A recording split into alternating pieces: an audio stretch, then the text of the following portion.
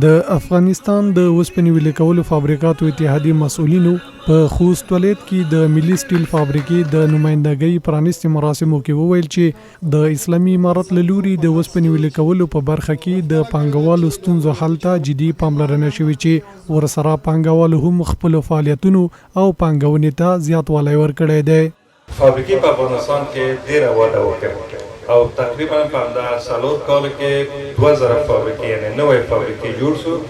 چې تر 50 میلیون ډالر په داسې فابریکو کې هم سرمایه ګذاري شوې ده.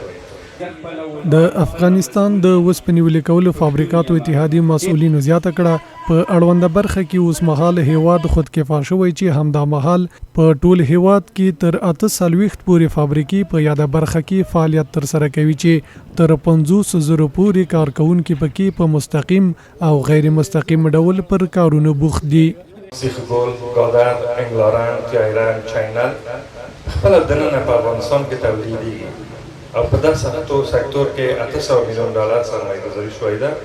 او شاوخوا 15,000 ځوانان موږ سره عملا مستقیم کار کوي او غیر مستقیم نو 50,000 ته هم رسیږي. د خوست میشتو په وینا هیواد ورستربلې د پرمختګ او آبادی پر لور روان دی چې په اړونده برخه کې پانګونه او د فابریکو خپل فعالیت پراخول خورا مهمه ده. ورستر بل کاروبارونه په شروع شول، هغه کاروبارونه چې په ټاپه ولاړ وو، کاریګر به په چوکونو کې تر ډیره حده ناست و، کار به نه و. نن هغه شمیر ورستر بل کمیږي، خلک په خپلو کورونو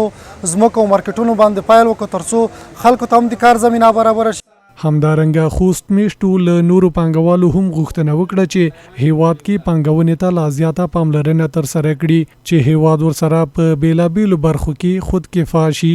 نره داسې اوسپنې فابریکې وي، بل شي وي، پلاستیک وي او ډېر شیونه وي چې خیز خال ضرورت ورته لري او دغه که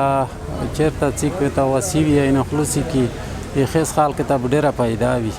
د یادولو ده چې د افغانستان د اوسپنې ویلې کولو فابریکاتو اتحادیې مسؤلینو په وینا د اسلامي امارت له راتګ د مخه به د اوسپنې ویلې کولو او په صنعتي برخه کې د اړونده توکو واردات له ګاونډیو هیوادونو څخه و، خو اوس مهال هیواد په اړونده برخه کې خودکفا شوی دی.